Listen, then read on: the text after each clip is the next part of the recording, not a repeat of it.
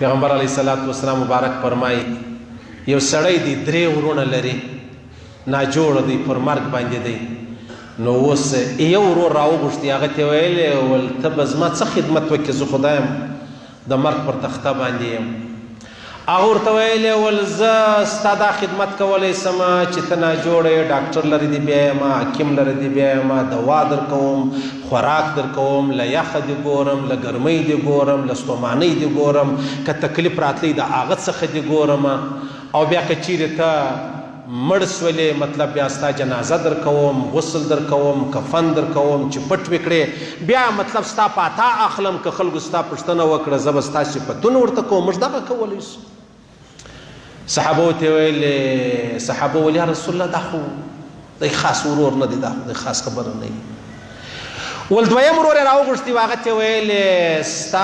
څه فکر دی زه خدای یم د مرګ حال ته ورسېدلم او دغه بل ورور خبرې تا واورېدلې ته څه راته وایې دی ورته وایي چې تر څو ژوندی یې زما ورور یې چې مړ شوې خپل کار کوه خپل کار به کوه صحابه ویل یا رسول الله دا څونه بېکاره ورور دی دا ورور کېدلی سي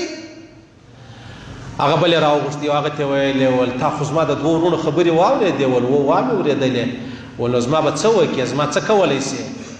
هغه ورته ویلې ول زه ستا ملګری یم په ژوند کې دې ملګری یم د مرګ په حال کې دې ملګری یم په قبر کې هم زه ستا ملګری یم که تیاره وه رڼا به سي که یوازې وې ملګری به سي که تنګ ولې پراخ به سي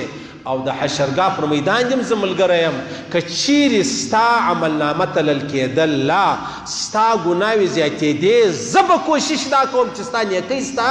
هغه پله د ترازو در درانه کړمه چې په کومه پله ستا کامیابي او بیا د جنت تر دروازې در سره صحابه ویل یا رسول الله دا څنګه ښه ورور دی ماشاءالله دا خو ډېر خوندور ورور دی د الله رسول بس ټوله قصه د هغه ده هغه اولنی چې و هغه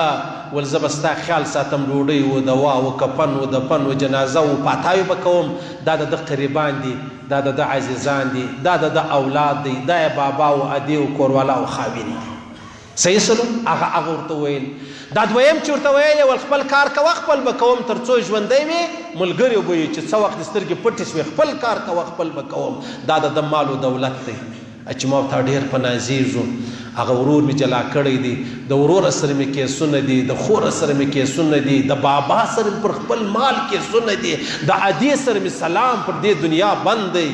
هغه دغه مال دی او دریم ورور چې دا کم ده ویلې زه د دراغه جنت د دروازې ملګری یم دا ستا نیک عمل دی دا ستا کلمه ده دا ستا لا اله الا الله دی دا ستا اسلام دی دا ستا قرآن دی دا ستا ذکر دی دا ستا الله الله کول دی سبحان الله الله پاک چې موږ ته دغه دریم ورور را نصیب کړي اولنی ورونه هم غواړو لازمي یې غواړو ولې نه غواړو دویم ورور هم غواړو مال دولت ضرورت دی د انسان لا بأس بالغناء لمن اتقى الله عز وجل هیڅ پروا نه لري سړی مال و دولت لري او دریم ورور خامخا غواړو یا الله دغه ورور را نصیب کړي د دې ورور څخه مراد ایمان دی کلمه ده آخره خاتمه ده دا به په قبر کې زما او ستا ملګري او په قبر کې به زما او ستا د وحشت او د تنګۍ او د هغه پریشانۍ د لرې کېدو سبب چې دی هغه چې وګرځي هغه د لا اله الا الله محمد رسول الله به وګرځي دا خبره ختمه شوه